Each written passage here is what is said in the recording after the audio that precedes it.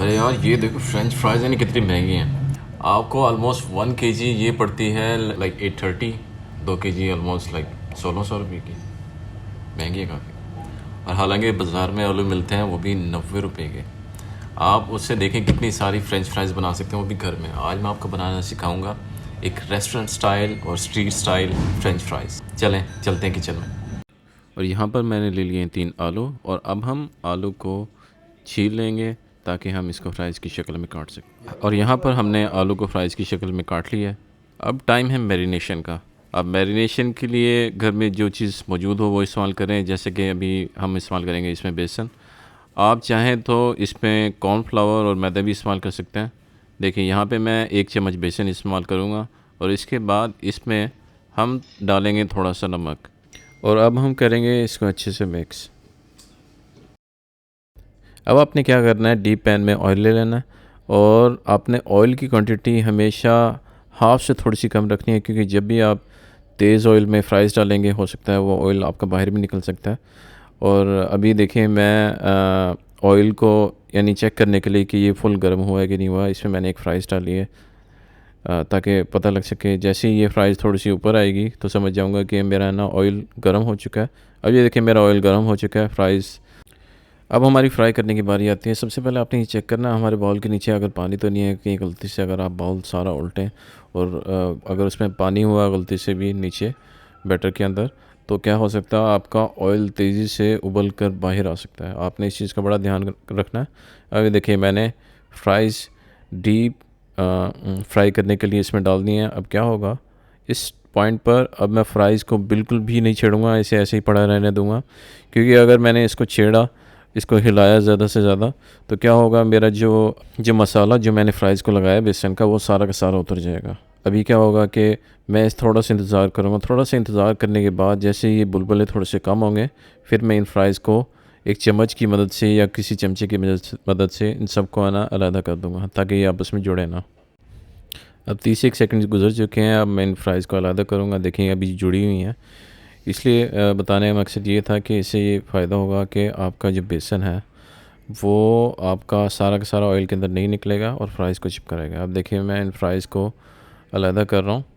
अब देखिए फ्राइज़ को अलहदा करने के बाद मैं इसको ऐसे ही छोड़ दूँगा।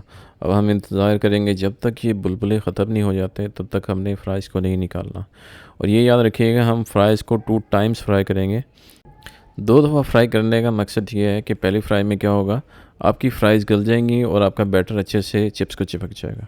और दूसरी फ्राई में क्या होगा, चिप्स को थोड़ा सा ठंडा होने देंगे और ऑयल को दोबारा गर्म होने देंगे। जैसे ही गर्म ऑयल में हम दोबारा फ्राइज़ को डालेंगे, वो क्या होगा काफ़ी तेज़ी से फ्राइज़ को पका देगा और आपकी फ़्राइज़ क्रिस्पी भी बना देगा। इस चीज़ का आपने ध्यान रखना है। जैसे ही ये बुलबुले कम होंगे तभी आपने फ़्राइज़ को निकालना है। जैसे ये बुलबुले कम होंगे तभी आपने फ़्राइज़ को निकालना है और थोड़ा सा इंतज़ार करने के बाद फ़्राइज़ को दोबारा डालना है गर्म तेल के अंदर। अब ये देखें यहाँ पे बुलबुले कम हो गए हैं काफ़ी। अब हम क्या करेंगे, इन फ्राइज़ को निकाल लेंगे और निकालने के बाद ऑयल को थोड़ा और गर्म होने देंगे और फ्राइज़ को थोड़ा सा ना यानी कि निकालने के बाद थोड़ा सा ठंडा होने देंगे। फिर हम क्या करेंगे और इन्हीं फ्राइज़ को दोबारा इसी गर्म तेल के अंदर वापस डाल देंगे। ये 2 दफ़ा फ्राई करने वाली टेक्निक आपको कोई भी नहीं बताएगा। आपने इन स्टेप्स का ना बड़ा ध्यान रखना है। अब देखें बाज़ार में जितनी भी फ्राइज़ मिलती हैं वो क्या करते हैं, सबसे पहले ही यानी कि फ्राइज़ को हाफ़ टर्न करके रख लेते हैं और उनको और बाद में आपको दोबारा फ्राई करके देते हैं। अब देखें यहाँ पे मेरा ऑयल दोबारा गर्म हो गया और मुझे फ्राइज़ को निकाले हुए भी तकरीबन 30-40 सेकंड या 1 मिनट हो चुका है। अब देखें जैसे गर्म ऑयल में मैं ये डालूँगा, ये देखें कितनी तेज़ी से ये उबल रहा है और ये देखें इससे क्या होगा, ये फ्राइज़ को अच्छे से क्रिस्पी कर देगा और बड़े मज़ेदार फ्राइज़ बनेंगे और फ्राइज़ अंदर तक क्रिस्पी होगी। और इस लास्ट स्टेप पे भी आपने ये ध्यान रखना है, जैसे ही आपकी फ्राइज़ में बुलबुले कम हो जाएंगे आपने फ़्राइज़ को फ़ौरन निकाल लेना है। अगर आपने ज़्यादा सी भी देर की तो क्या होगा, फ़्राइज़ का कलर डार्क तो हो जाएगा लेकिन ख़राब तो नहीं होगी। लेकिन आपने बड़ा ध्यान रखना है, जल्दी से फ़्राइज़ को वापस निकाल लीजिएगा। और यहाँ पर मेरी फ़्राइज़ मुकम्मल तैयार हैं। अब मैं क्या करूँगा, इनको कर लूँगा डिश आउट। डिश आउट करने के बाद मैं आपको फ़्राइज़ की क्रिस्पीनेस दिखाऊँगा। अब ये देखें ज़रा, आवाज़ आ रही है आपको, कितनी क्रिस्पी बनी हुई है ये फ़्राइज़।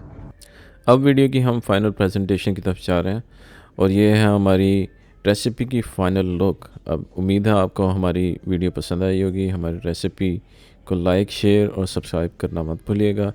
आप हमें अपनी दुआओं में याद रखिएगा। तब तक के लिए अल्लाह हाफिज़। और देखें कितनी मज़ेदार है ना ये फ्रेंच फ्राइज बनी है, और बेबी भी है ना मज़े से खा रहा है। आप देखें कितनी क्रिस्पी बनी हुई है, बहुत ही मज़ेदार है। और इस बेबी को भी पसंद है। बेबी ईट फ्राइज। मज़े की हैं, yummy yummy. Good job baby.